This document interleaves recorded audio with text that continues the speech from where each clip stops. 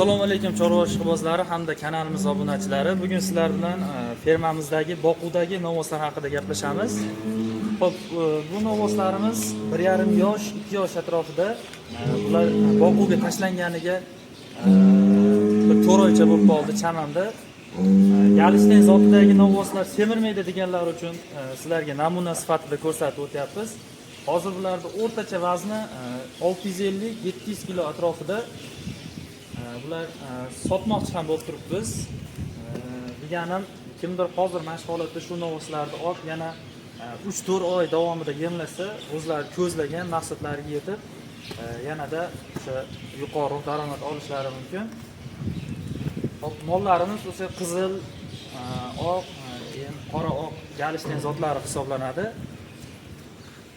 Ko'rishlaringiz mumkin, bu qo'llarimiz xudo xolasa juda chiroyli holatda, odamning ko'zi havas keladigan darajaga yetishgan ana uch jonivorlar.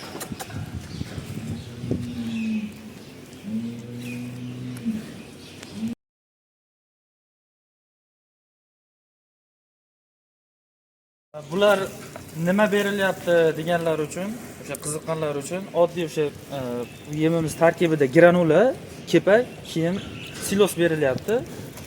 O'rtacha o'sha 1,5 kg atrofida granula, 1 kg atrofida kepak to'g'ri kelyapti. Ularga qolgan ratsionimizning qismi oddiy silos, donli silos. Shu holatda mana ko'rishlaringiz mumkin, buqalarimizning holati juda chiroyli.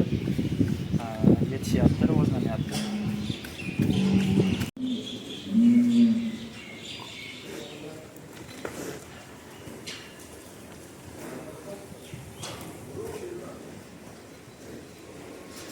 Shu boquvda 27 bosh galishten zotli buqalarimiz bo'lsa, bularni ichida mana bu ko'rishingiz mumkin. Eng chempioni. Juda chiroyli ravishda rivojlanyapti, semiryapti. Go'sht yig'ish jarayonida.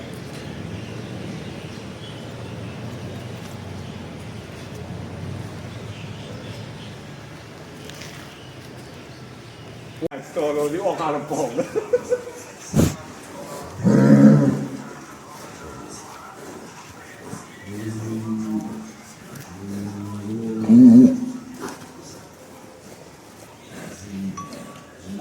Taxminan buni vazni 8 kg atrofida baholayapmiz. O'zlaringiz ham bir ko'rishlaringiz mumkin.